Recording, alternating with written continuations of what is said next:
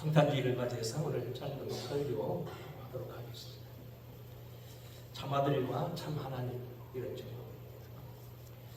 역사를 깊이 연구하는 역사가들에 의하면 주전 600년, 결국 주님 오시기 전 600년대를 역사의 자축시대라고 하는 그런 특별한 이름으로 부르고 있습니다.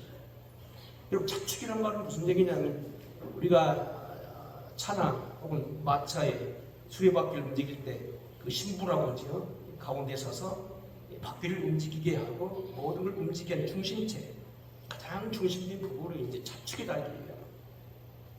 그래서 주전 이 600년대, 660년대를 역사의 자축 시대라고 하는 얘기는 뭐냐면 그 역사 시대에 가장 역사적으로 활발한 일들이, 획기적인 발전이 일어났다는 거예요.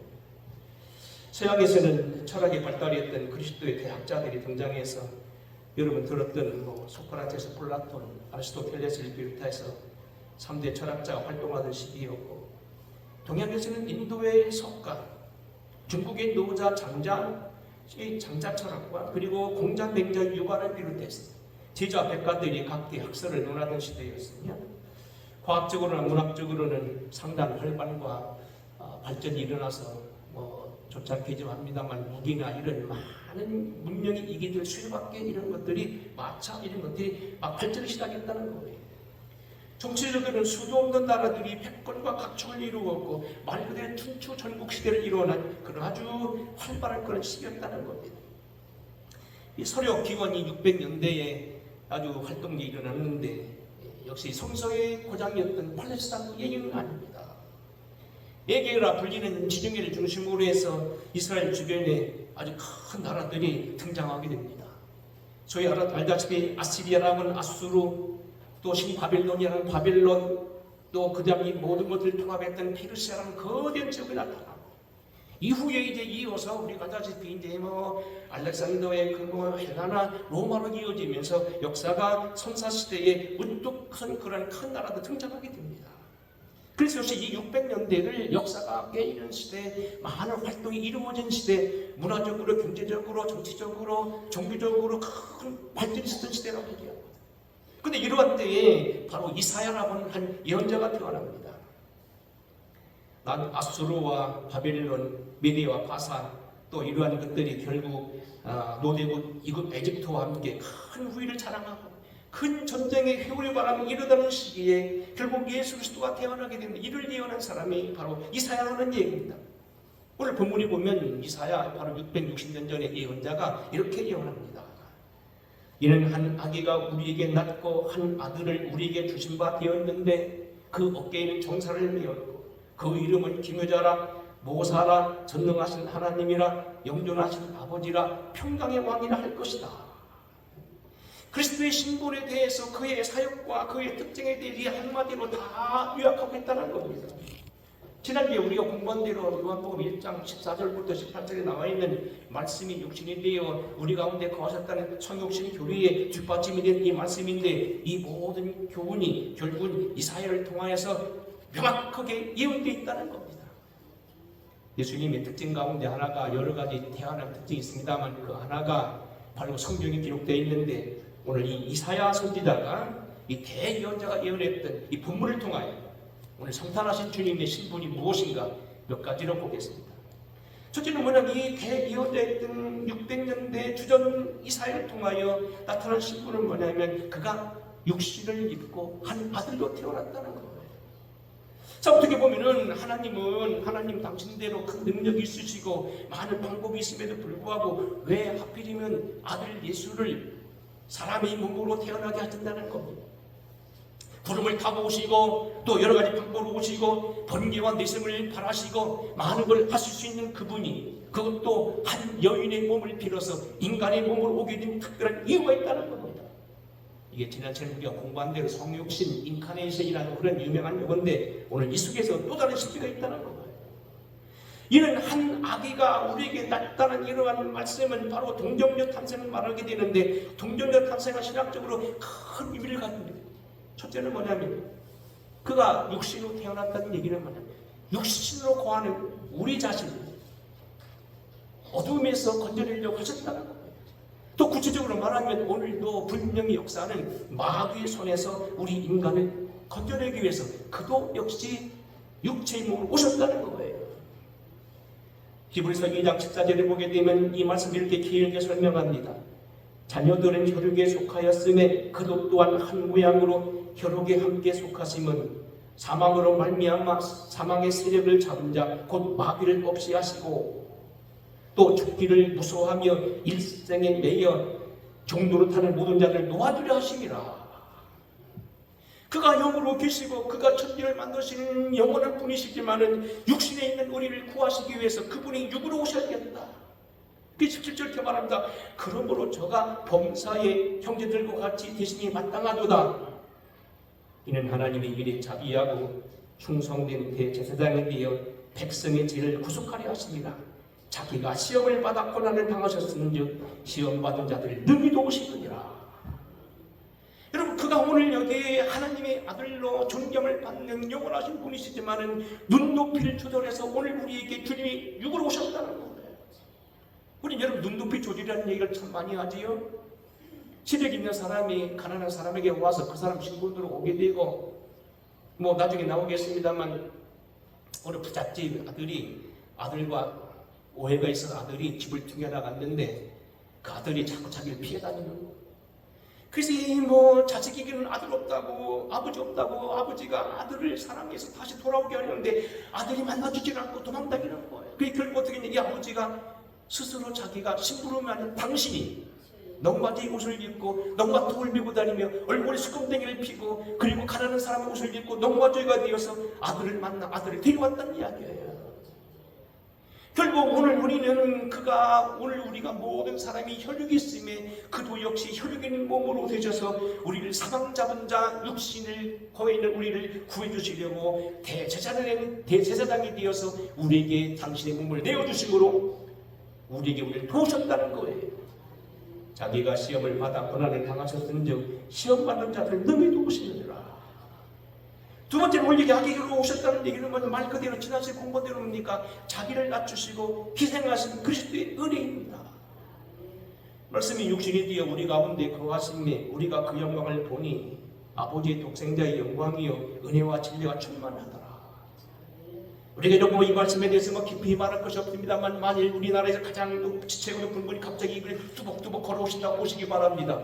이 교회는 특별히 뭡니까? 한동안 이 근방에서 최고의 교회가 될 겁니다.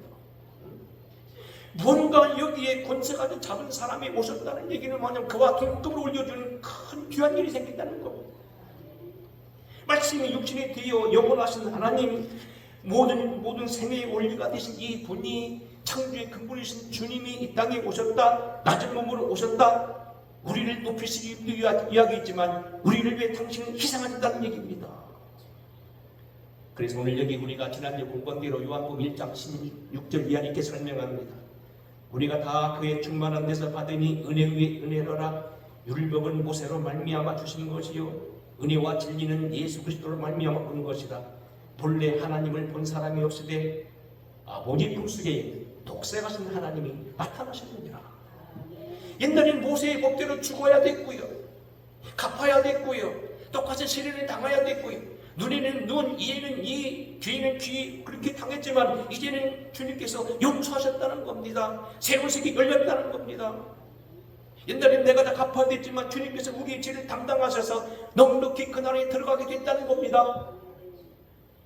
일전에 그 송천교에 계시던 한 분이 과거 소위 관상쟁이 아주 고도의 공부를 공부해서 사람 얼굴 탁 쳐다보면 안답니다. 이름도 보면 알고 신문에 누가 참변을 당하면 그 이름이 그게 있다는 거예요. 이분이요 그런 얘기하더라고요. 자기가 그 예수를 믿었는데 수없는 집을 다녀가면 보면 자기가 큰 의사에서 사원 모집할 때 자가 모습 얼굴 쳐다보고 이게 뭐 신앙서판 보면 그 사람 될 사람 안 될 사람 이렇게 하면 틀리고 그렇게 하면 됐다는 거 아니에요. 근데 그분이 왜 예수 믿었느냐?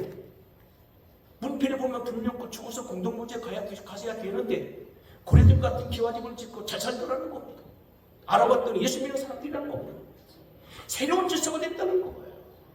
옛날에는 저주받아야 때가 됐고 죽어야 됐고 천국을 들어가지 못하고 지옥에 가야 될 사람이 이제 예수 믿고 신분이 바뀌어지게 되고 그의 최고 질서 속에 들어갔다는 얘기입니다. 은혜의 질서 속에 들어왔다는 겁니다. 이러한 하나님의 아들, 결국 하나님의 아들이 이러한 아들이 돼야 되고 육신이 돼야 되는 이유는 뭐냐면 우리가 지난주에 공부한 대로 이미 다 말했습니다만 눈높이 조절이에요. 덴마크에 출신 유명한 케불이라고 하는 기억의 가드라고 하는 분인데 유명한 사람이죠. 개신교 신학자입니다. 철학자이기도 하죠. 이번 이렇게 표현합니다. 왜 하필이면 하늘에 계신 높은 그 하나님이 이 낮은 땅에 오게 되었느냐? 이렇게 예언을 듭니다. 오늘날 한 나라의 유력한 왕자가 이제 왕세존이 되고 결국 왕이 되어야 되는데 정치를 배우기 위해서는 바깥에 나갔다가 아름다운 한 아가씨를 봤습니다. 그의 얼굴뿐만 아니고 그의 모든 것들이 마음 쓰는 걸 옆에서 좋아하기 너무 귀하게 돼서 그를 좋아하게 되었습니다. 결국 그에게 프로포즈하는데 그는 왕자의 신분으로 말하지 아니하고 평복을 입고 가서 그에게 똑같은 수준에서 그와 사귀어서 결국 왕자로서의 아니면 일반 인간으로서의 신분을 삼았다는 겁니다. 하나님의 아들이 우리에게 오실 때 아까 말한 대로 아버지가 뭐 부자로서 아들을 만나는 게 아니고 아버지로서 만나는 게 아니고 아들의 친구가 되고 넉마주가 되어 찾아온 것처럼 그렇게 찾아왔다는 겁니다. 그러니까 여러분 또 이런 이야기 있습니다. 인도의 성자의 논리. 인도에서 선교 생활을 66년 했던 스탠리 존스라고 하는 유명한 초대 감독이 됐다가 나중에 그만두고 선교사를 계속 가 있는 유명한 분이 계신데요. 이 감독이 자랑하는 세계 최고 선교사죠. 뉴욕 타임즈가 자랑하는 20세기 최고 선교사입니다. 이분이 한 얘기도 마찬가지예요. 인도 사람들은요 정말로 이 고행에 대해서는 뭐 말도 하고 못하고 종교가 얼마나 많은지 처음에는요 이 스탠리 존스도 흔들렸다는 거예요. 난 문명 대부분 미국에서 왔지만 이렇게 건실하게 믿음을 살려고 노력하는 저 사람들에게 예수가 무슨 의미가 있느냐? 과연 저들에게 예수가 믿어야 될 이유가 있느냐고 고민했다는 거 아닙니까?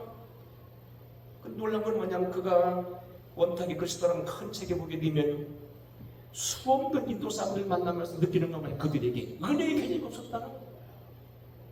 그들이 믿는 것은 고행하고 자행하고 자기 몸을 자해하고 스스로 가난하게 되고 뭐 지금 나무 밑에서 뭐 고행을 하고 몇 년씩 아니면 갱지스강에 들어가서 몇 달씩 있어야만 구원받는 걸로 스스로 자력종교였다는 거예요. 하나님의 아들이 인간이 되어서 우리를 구원했다는 것에 일단 그들 개념이 없다는 거예요. 그런 의미에서 들으시면 됩니다. 한 성자가 이 문제를 놓고 고민합니다. 예수 그리스도가 아들이 됐다는 이 교리를 보고서 그가 믿을 수가 없었습니다. 미션 스쿨에 다니면서 때로는 여러 가지 기독교적인 관점을 보면서 선교사의 삶을 보면서 듣기를 들었는데 도대체 그런 일이 어떻게 있을 수 있는가?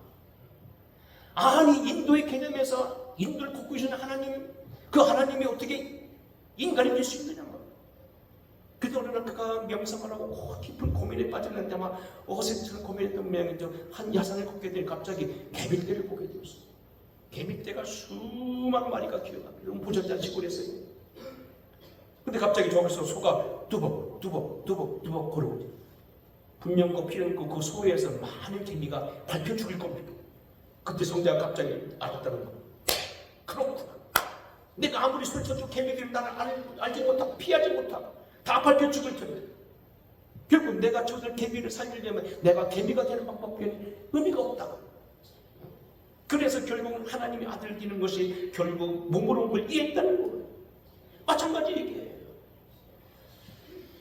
말씀이신 로고스 우주의 영원한 생성에 올리어 섭리와 법칙을 내포한 지극한 우주 법칙으로서의 영원한 중간자 중보자를 지나서 영원한 창조주신 주님이 이제는 새로운 질서를 세우기 위해서 우리에게 오늘 이 우주 만물의 생성에 올린 그분이 우리에게 오실 이유는 아들이 되어야 된다는 겁니다. 인간의 몸을 입어야 된다는 겁니다. 한 아기가 우리에게 낳다 한 아들을 주신 바 되었다는 것은 결국 이러한 원리에서 우리를 구원하시기 위함이었다는 겁니다. 두 번째 여기 예수님의 신분을 이 사연은 뭐라고 얘기하냐면요, 인간이면서 한 아기인 동시에 하나님이라는 겁니다. 한번 본문 같이 한번 읽어보겠습니다. 6절입니다. 같이 시작. 이는 한 아기가 우리에게 낳고 한 아들을 우리에게 주신 바 되었는데 그 어깨는 정사를 메었고 그 이름은 기도자라, 모사라, 전능하신 하나님이라, 영존하신 아버지라, 평강의 왕이라 할 것입니다. 여러분이 잘 보세요. 우리가 문학적인 표현을 보면 이것이 참 몇 가지 의문을 갖습니다. 아니면 아들이면 아들이지.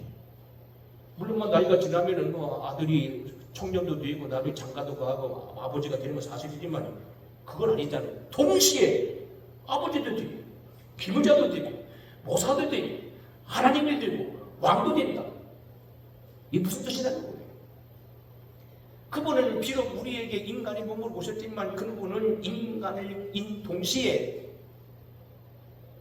또 다른 면에서 하나님이라는 겁니다. 특별히 그 어깨에는 정사를 메었다는 방법은 결국 통치하실 왕이라는 소리입니다. 이 정사라는 말은 미스라라고 하는 시골이 말인데 지도자가 된다는 뜻입니다. 지도자가 된다. 그분은 아들이면서도 이 땅에 오실 때부터 이 땅의 모든 걸 다스리던 운명을 타고났다는 거예요. 특별히 기부자라는 말은 영어 성경에 원더풀이라는 말로 설명되고요. 모사라는 말은 카운슬이라는 말은 있는데 이 말은 무슨 얘기냐면요. 성경 용어는 특수 용어가 있습니다. 우리가 여러분 알다시피 뭐 자동차 이사는 자동차 이사만 특별히 쓰는 용어가 있고요. 철학자들도 자기들 쓰는 특별한 용어가 있어요. 영상을 만드는 영상가는 그때만 쓰는 용어가 있어요. 이 기도라는 용어는요, 철학적으로 유명한 용어인데 하나님을 밝히는 데 쓰는 용어예요. 자, 보세요. 우리가 잠깐 눈을 돌려서 별이 흐드러지는 하늘을 쳐다보면 여러분 하나님 보면 여러분 이해가 다 됩니까? 시간에 대해서 얘기하고 시간론 얘기하고 어떤 사람 이렇게 말하고 죄에 대해서 얘기하고 천국 말하고 믿어집니까? 근데 사실 뭡니까?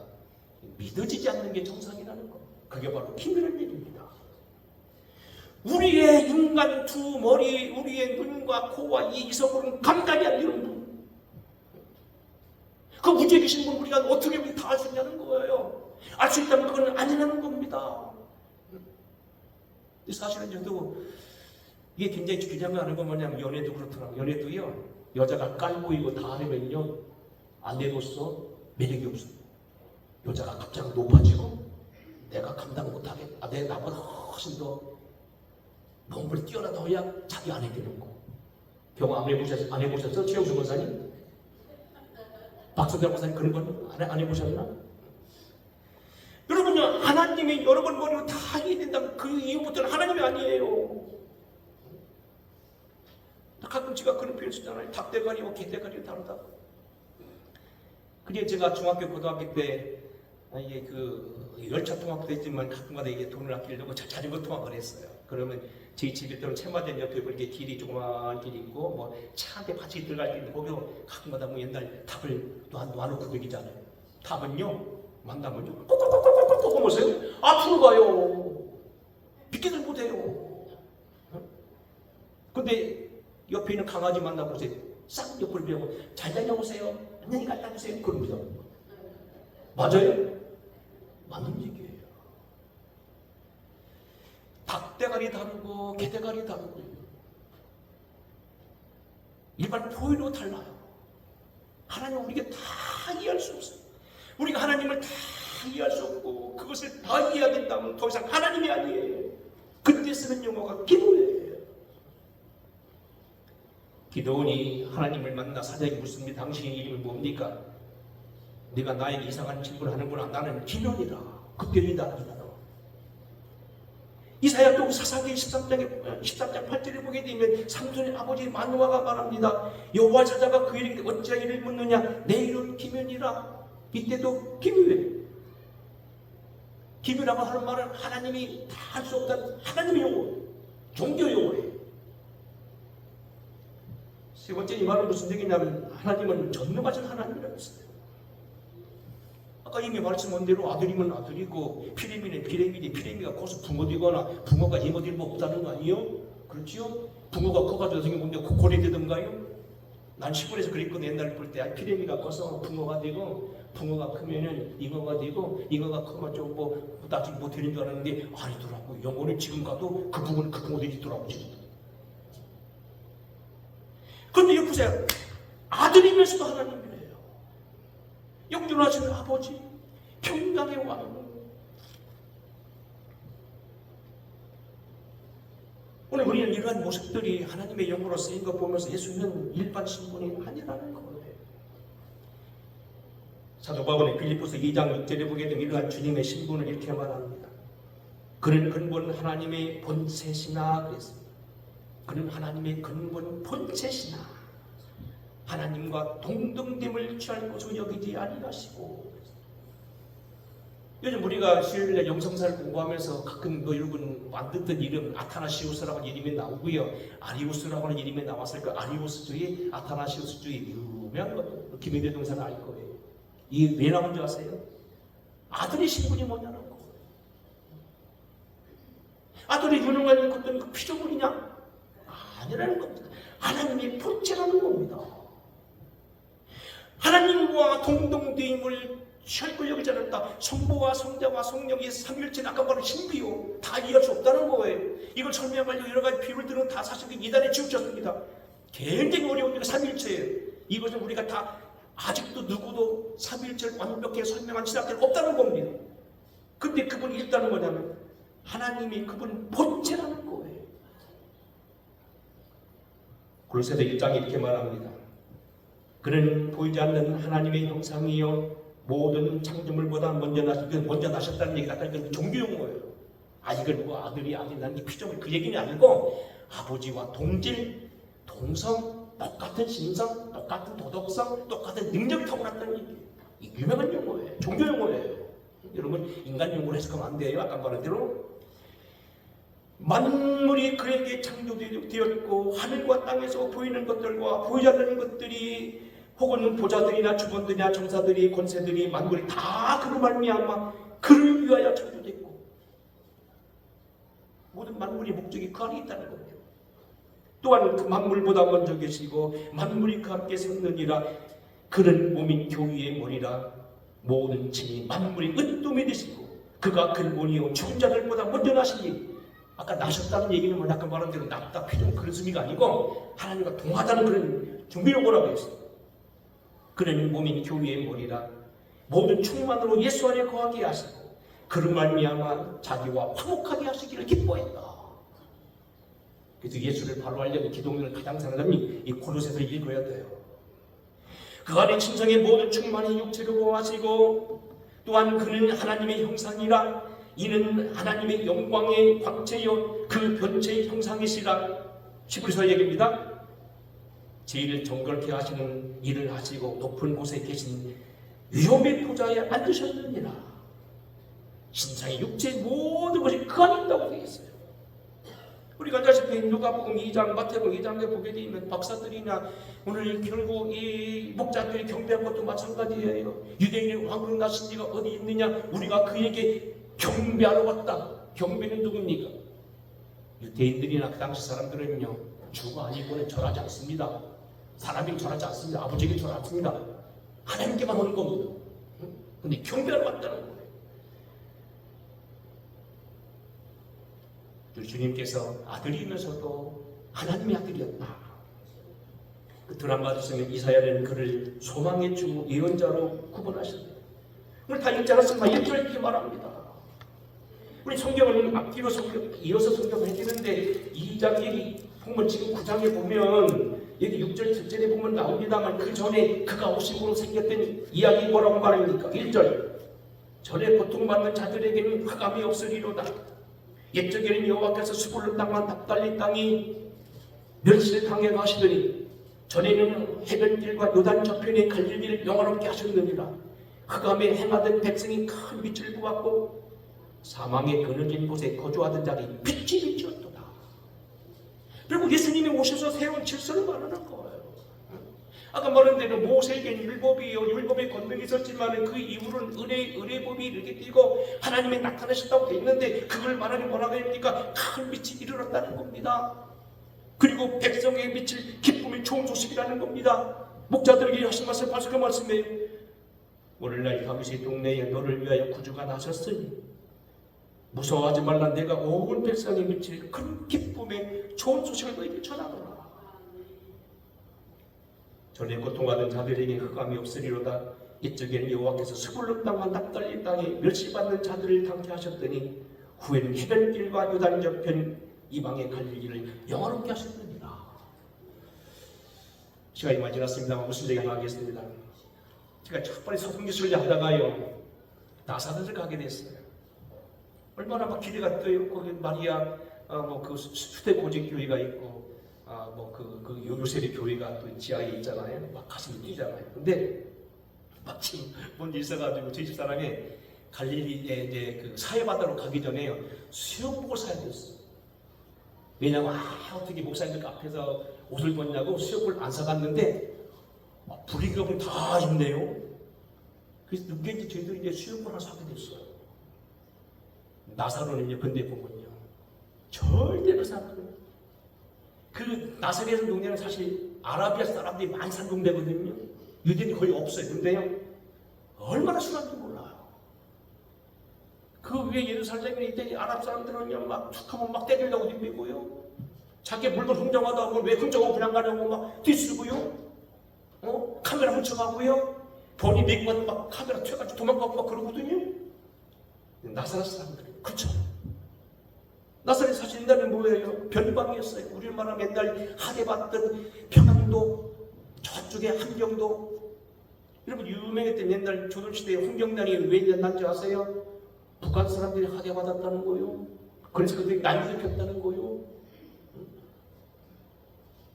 그래서 이건 뭐 정설은 아닙니다. 맨날 기도 많이 하던 분이 그러더라고. 왜 북한이 오늘날 공산정권 속에 들어가서 속을 쓰겠느냐. 하나님이 그들을 너무 옛날 하대를 많이 받아서 이제 우리가 고통을 당한다는 거. 사실 정치적으로 북한 평양조사에 많이 하대를 받았다는 거.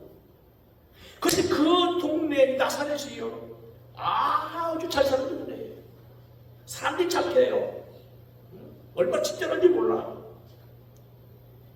여기 뭐 깊은 설명할 거 없어요.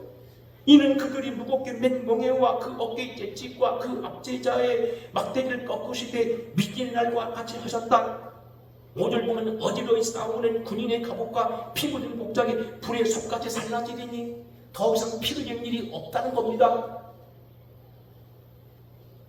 뉴욕에 있는 유엔 본부 가게 되면요, 그 허드슨강 동강이 있는 아주 그 본부 멋있는 건물이죠. 높이 쏟아있는 건물인데 요즘에는 그 들어가려면 막 검색하고 미리 예약해야 되는 옛날에는 맘대로 들어갔어요. 들어갔는데 그 마당에 보면 몇 가지 조형물이 있어요. 그 중에 하나가 뭐냐면 지구본인데 지구본이 다 썩어서 구멍 나고 새까맣게 된 지구본이 하나 있고 그 옆에 보면 총이 하나 있는데 총대가 꼬부라졌어. 총알이 뭔가가 구부리고 있어. 무슨 얘기인 줄 아세요? 유엔 본부가 앞으로 이 썩어진 지구를 다시 살려서 새롭게 하겠다. 또 하나는 서로 총 쏘고 싸우고 그렇게 죽이고 살리는 이 사람이 결국 이사야 말씀대로 어린아기가 뱀굴에 손을 넣고 사자와 같이 놀고 양과 소가 같이 풀을 먹는 그 세상 오리라는 그 얘기예요. 근데 사실은 미리 봐서 인간의 힘으로 그게 가능하냐는 거예요. 하나님만이 하실 수 있다는 그런 얘기입니다. 어쨌든 오늘 여기는 뭐 그건 어려운 얘기입니다만 어쨌든 주님 오셔서 이런 평화가 임한다는 거예요. 정리하겠습니다.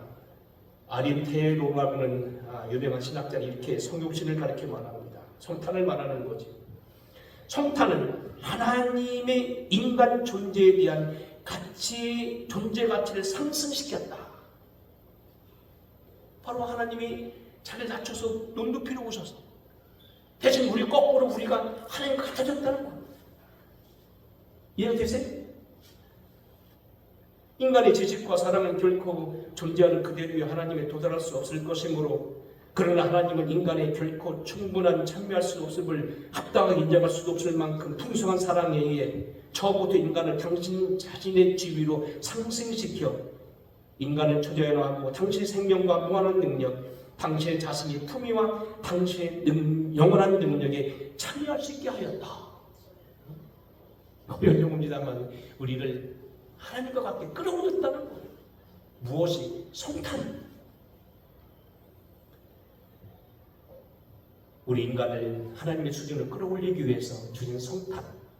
하지만 그분은 오실 때부터 많은 고난을 당하셨고 고통을 당하셨고 주변에 아기들이 죽이는 그런 고통도 맛보아야 됐었는데 어차피 주님은 우리에게 당신이 내어주신 우리 땅에 평화를 심어가길 원하셨다는 겁니다.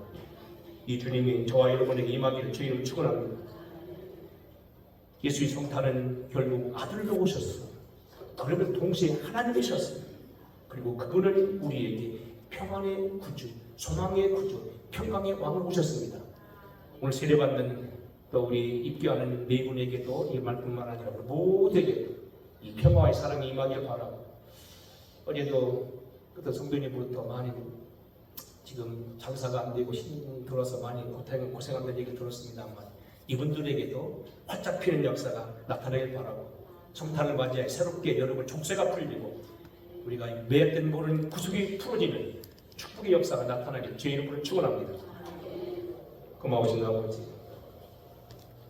하나님의 아들로 오시면서도 이 땅에 오셨던 주님을 찬양합니다. 이제 우리 위에 고통받던 자들에게 큰 빛을 주시고 흑암에 있던 종들에게 빛을 비추신 주님께서 오늘도 나타나신 주님을 통하여 새로운 영화와 평강을 누리게 하옵소서. 설명할 수 없는 그분, 영원하신 하나님, 아버지, 평강의 왕으로 이 땅에 오신 주님과 동행한 우리가 되게 하여 주시고, 낮고 천한 저희들을 높여서 오늘 주님과 함께 동일하게 하셨던 그 능력을 힘입는 우리 모두가 되게 하옵소서. 예수님의 이름으로 축복하고 기도하옵나이다. 아멘. 찬양하겠습니다.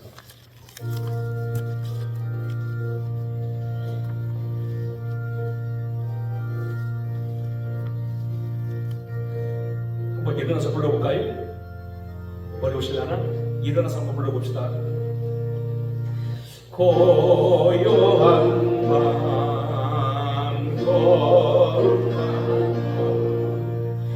어둠에 묻힌 밤 주의 부모 앉아서 감사드리노